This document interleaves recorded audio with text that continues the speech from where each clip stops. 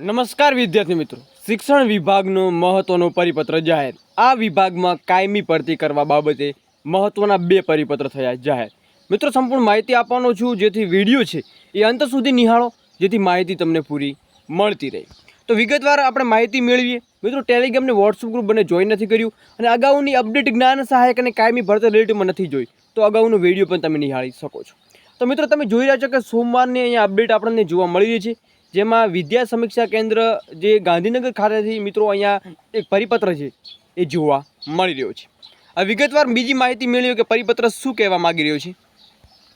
તો મિત્રો તમને સ્ક્રીન ઉપર જોવા મળી રહ્યું છે કંઈ ના કંઈ અપડેટ છે એ આપણને વારંવાર મળતી રહે છે। ત્યારે રાજ્યની બિનસરકારી અનુદાયિક માધ્યમિક ઉચ્ચતર માધ્યમિક શાળામાં જૂના શિક્ષકોની ભરતી પ્રક્રિયા હાથ ધરવા બાબતે સંદર્ભમાં શિક્ષણ વિભાગના જે ક્રમાંક પ્રમાણે અહીંયા તમે જોઈ રહ્યા છો, તમને થોડુંક ઝાંખો દેખાતો પરંતુ વાંચીને સંભળાવું, માહિતી અંત સુધી વિડીયો જુઓ।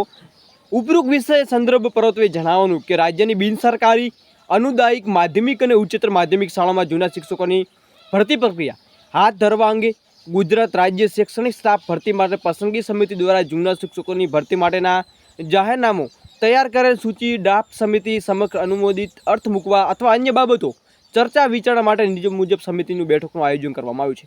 આ મિત્રો બીજી વાત કરીએ કે જે આનું બેઠક જે કરવામાં આવી છે, તો મિત્રો હવે જે જૂના શિક્ષકોની ભરતી થશે તો પછી બીજી મિત્રો મોટી ભરતી પણ અહીંયા આશા આપણને કંઈ ના કંઈ જોવા મળી રહી છે।